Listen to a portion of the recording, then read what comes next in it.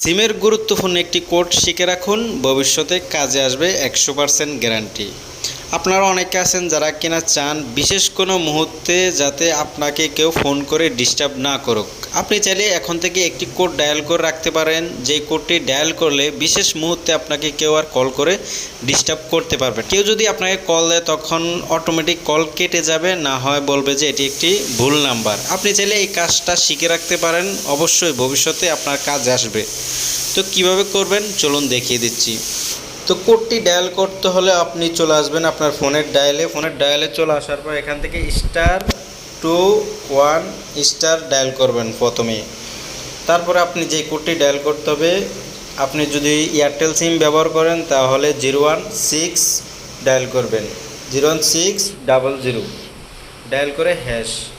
আপনি যদি রবি সিম ব্যবহার করেন তাহলে 6-এর জায়গায় 8 দিবেন, গ্রামীণ হলে 7 দিবেন।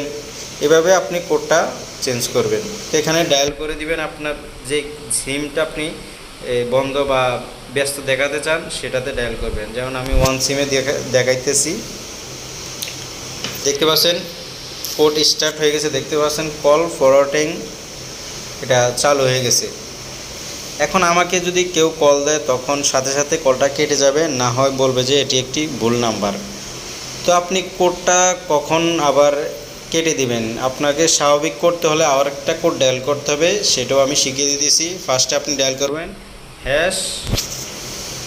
#21#।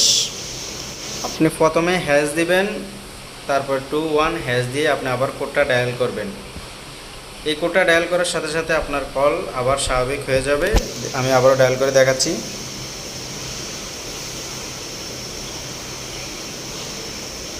তো দেখতে পাচ্ছেন এখানে কল ফরওয়ার্ডিং ডিসেবল হয়ে গেছে। এভাবে আপনি চাইলে স্বাভাবিক করে নিতে পারবেন। প্রথমের কোডটা ডায়াল করে আপনি কল ফরওয়ার্ডিং চালু করতে পারবেন, দ্বিতীয় কোডটা ডায়াল করে আবারও স্বাভাবিক করে নিতে পারবেন। এই কাজটি করলে আর কখনো আপনাকে কেউ ডিস্টার্ব করতে পারবে না। যখন চাইলে তখনই আপনি কোডটা ডায়াল করে এই অপশনগুলো চালু এবং অফ করে নিতে পারবেন। আশা করি বুঝতে পারছেন। ভিডিওটা ভালো লাগলে লাইক, কমেন্ট, শেয়ার করবেন। ধন্যবাদ সবাইকে।